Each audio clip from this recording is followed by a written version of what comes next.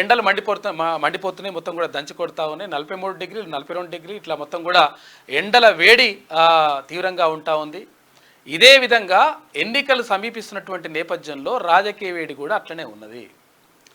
అయితే కేసీఆర్ మొన్న ఏమన్నాడు, 3 రోజుల కింద కాళేశ్వరం గురించి నేను ప్రెస్ మీట్ పెడతా, మొత్తం అట్లా చేస్తా ఇట్లా చేస్తా అని చెప్పిండు. కానీ టీవీలు ఎదురు చూస్తున్నాయి కాక, టీవీలన్నీ కూడా నీ గురించి ఎదురు చూస్తూ ఉన్నాయి. మరి ఒక్కసారి ప్రెస్ మీట్ పెడతా అంటివి, ఇంకా కూడా మరి బయటకు రాకపోతే 1-2 రోజుల్లో అంటివి, 2 రోజులు అయిపోయా, 3 రోజులు అయిపోయా, ఇప్పుడు 4వ రోజు అవుతుంది. మరి ఏమైందని చెప్పేసి టీవీలు ఎదురు చూస్తూ ఉన్నాయి. మరోవైపు ఇక్కడ ఇండియా కూటమి మేనిఫెస్టో మొత్తం కూడా అక్కడ ఎవరు ముస్లిం లీగ్ మేనిఫెస్టో లాగా ఉంది అని చెప్పేసి ప్రధానమంత్రి నరేంద్ర మోడీ చెప్తా ఉన్నాడు. ఇక్కడ తుక్కుగూడ సభకు సంబంధించి కాంగ్రెస్ పార్టీ అగ్రనేత రాహుల్ గాంధీ సంతృప్తి వ్యక్తం చేసిండు.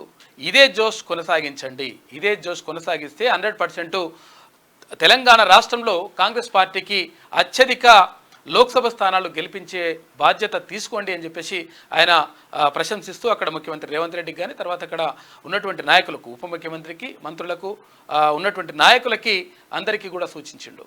మొత్తం మీద తెలంగాణ రాష్ట్రంలో ఎక్కువ సీట్లు సాధించే దిశగా ముందుకెళ్లాలని చెప్పేసి రాహుల్ గాంధీ సూచించారు.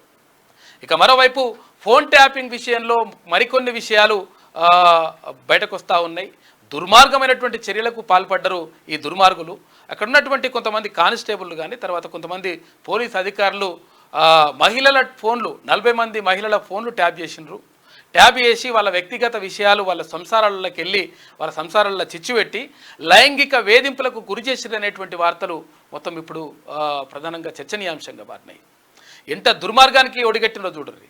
కావాల్సిన వాళ్ళని అంటే ఎక్కడైతే వ్యాపారులు ఉంటారో వ్యాపారుల అవన్నీ కూడా తెలుసుకొని వాళ్ళని బ్లాక్మెయిల్ చేసి వసూళ్లకు పాల్పడడం, తర్వాత మహిళలను వాళ్ళ మాటలు విని అంటే వాళ్ళు మాట్లాడుకున్నటువంటి మాటలు విని వ్యక్తిగత విషయాలు విని వాళ్ళని లైంగికంగా వేధించడం, ఇవన్నీ కూడా కథలన్నీ కూడా జరిపిందంట ఈ దుర్మార్గులు.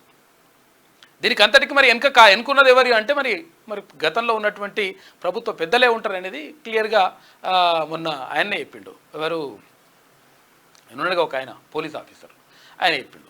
అయితే మొత్తం మీద జరుగుతున్నటువంటి పరిణామాలు ఇట్లా ఉంటే ఇక ఇక్కడ విద్యుత్కు సంబంధించి ఎంక్వైరీ మొత్తం కూడా షురూ అయిపోయింది.